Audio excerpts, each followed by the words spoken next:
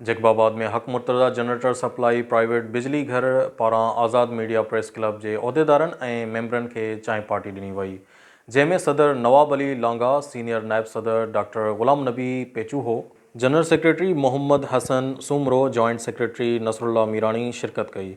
आज़ाद media press club के उहदेदारनि हक Murtaza generator supply private बिजली घर के set up incharge Nazir Ahmed Lashari, proprietor Imran Ali Abro, generator incharge Mohammad Saleem Umrani जा थोरा मनिया। इन मौके ते आज़ाद मीडिया प्रेस क्लब के उहदेदारनि सां हक मुर्तज़ा जनरेटर सप्लाई प्राइवेट बिजली घर के incharge Nazir Ahmed Lashari, proprietor Imran Ali Abro, generator incharge Mohammad Saleem Umrani चयो त जैकबाबाद शहर गर्म तरीन शहर है। हिते सख्त गर्मी ऐं बिजली की लोड शेडिंग भी होंदी है।